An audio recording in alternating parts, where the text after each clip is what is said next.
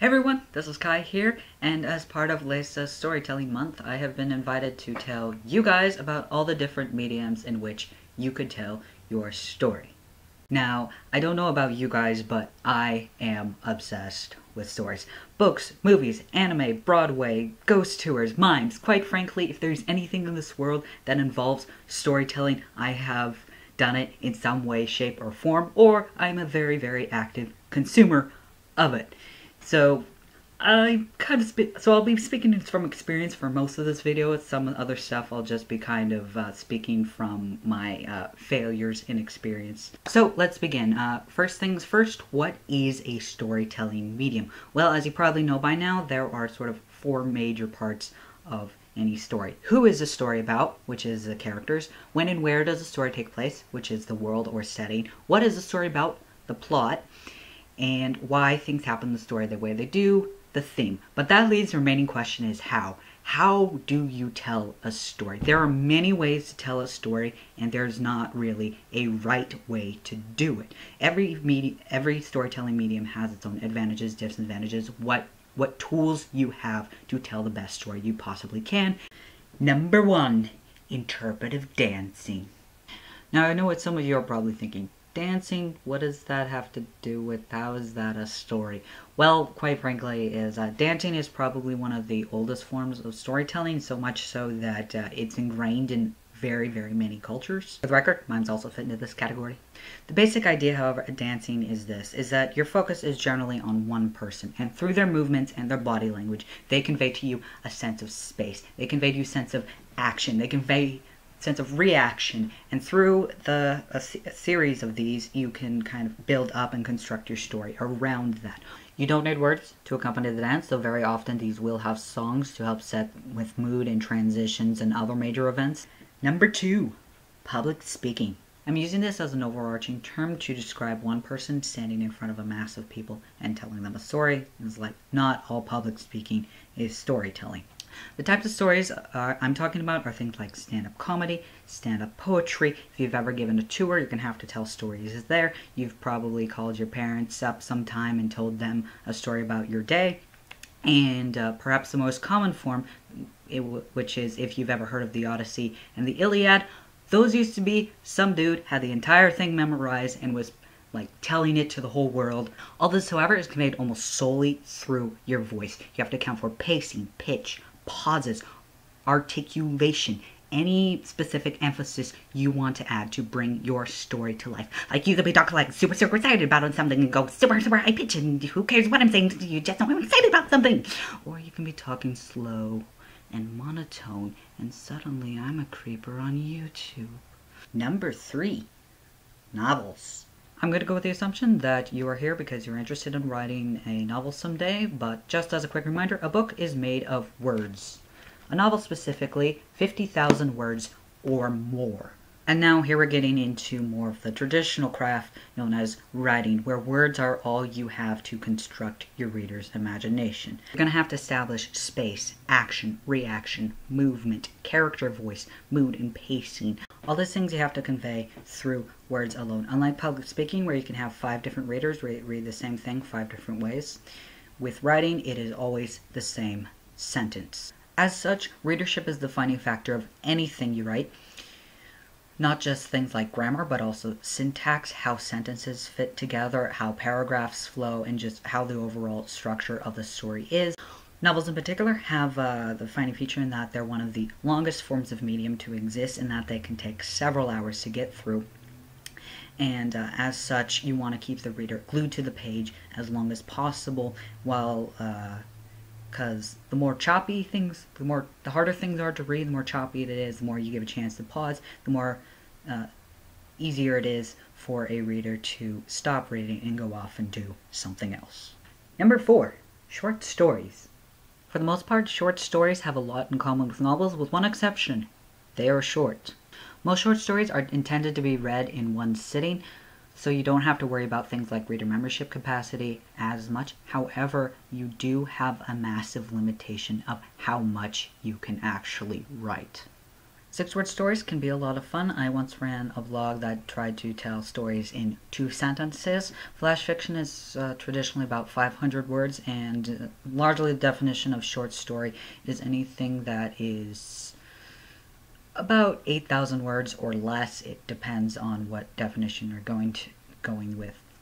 As such, due to the space constraints, you often have to make a lot of sacrifices in detail. Short stories rarely go over 4 characters, and you aren't jumping between different points of view. You don't have multiple places and location within the story. Most of it is very, very short, sweet, simple, to the point. Some short stories also take form of a what I'm going to call a joke structure, where the vast majority of the story is dedicated to setting up for the super epic plot twist that occurs in the very last part, often the last sentence of that story. Do not do this with a novel. Take it from someone who has tried. What you might think is mystery, your readers will interpret as frustration, and no one's gonna wait 200 pages to figure out why a story makes sense. Number 5, comics. That's right, from the cartoons you see in newspapers to full-on graphic novels, comics are a great way of telling a story too, most identifiable by the fact it uses pictures. As it goes, a picture's worth 1,000 words, and it's show don't tell to the max, but it's still an art form, and there are considerations you have to take in. From a simple glance, you should be able to tell a character's personality based on some things as simple as what they're wearing, how do they carry themselves, their basic body language, and then they have to maintain this throughout the course of the whole story. What actions you choose to focus on, what angles of these specific actions you choose to focus on. Things like lighting and shading also take into effect to help to add drama and mood and suspense. The more simple the art, the more exaggerated these kind of things have to be. Like, take stick figures, for example. You don't have any face at all. You just have arms and legs, whatever they're holding, and just zoom in and zoom out effects. If you don't take into account these things, what you'll have is not so much as a comic as you will have dialogue with accompanying pictures. And quite frankly, people don't read comics to read dialogue. And as such, generally the less dialogue you have, the better. Number 6, radio drama. Was you all so crushed by the fact I said you couldn't use that much dialogue in a comic? Well, do I have some news for you! Radio dramas are comprised of 2 things: dialogue and sound effects. As a clarification, these are very, very different from audiobooks. Audiobooks go something like, "He stood the tea for an unbearably long time." Radio dramas, on the other hand, are more like,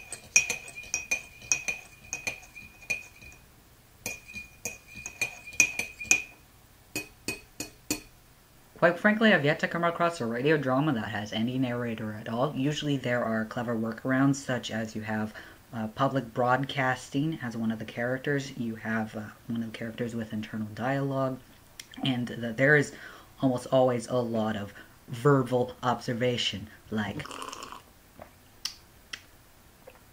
"Is this coffee?" And for the record, any dialogue you do write does have to sound like this is something actually people say.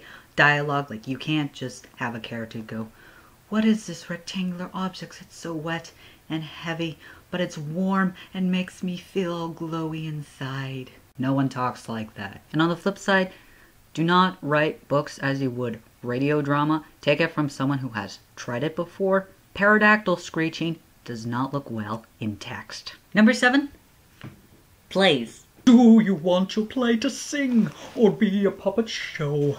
No matter how you do it, there's some things you must know. You can have all the props, but changing scenes is very hard.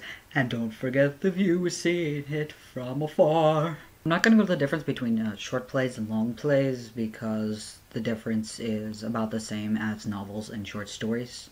I will say, though, if you are writing a play at a very bare minimum, it's a lot like radio drama in this heavy emphasis on dialogue, what characters are saying. What you do, however, have minimal stage direction, like Alice enters stage right wearing a nightgown. James leaves stage left.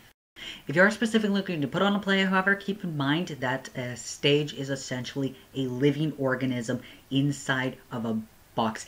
Everything that happens inside of it, your viewer will see. As such, much of the play is directing a viewer what they should be focusing their attention on. A lot of this is done through contrast, like lighting, foreground, background, solitary character, large massive characters, overall movement of what's happening on the stage. And this does include scene transitions.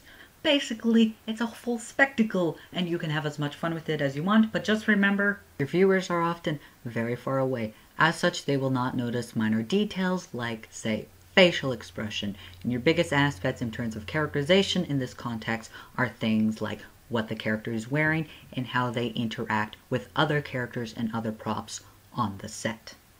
It's quite like comics, really, except general word of advice. Don't just take a script for a comic and assume it would make a good play. They are still very different. Comics are easier with transitions, and they can make things as mundane as sitting around a table exciting. But at the end of the day, it is still people sitting around a table. Number 8. Movies. With movies, you have the full toolbox available. You have movement, you have sound, you have character appearance, you have props, lighting, camera angles, anything you want. But because of this, there are a lot of things in a movie that can go wrong. Good actors cannot save a bad script. A good script cannot save a movie from bad actors. Plus, there is a final way in which the movie is cut, which affects the overall flow and cohesion of the story. Do I think the book is better than the movie? No, I think that books and movies are both very different mediums and very different ways of telling the same story. But movies are noticeably shorter than books, and quite similar to how you have a novel versus a short story. If you are taking a novel and making it into a movie, you have to strip away a lot of the detail, and that is in many ways like sacrificing a lot of what made the original story what it was. And I'm now running way over time here, so a few honorable mentions. Games, where getting through the story is accompanied by several challenges so you can get through the story.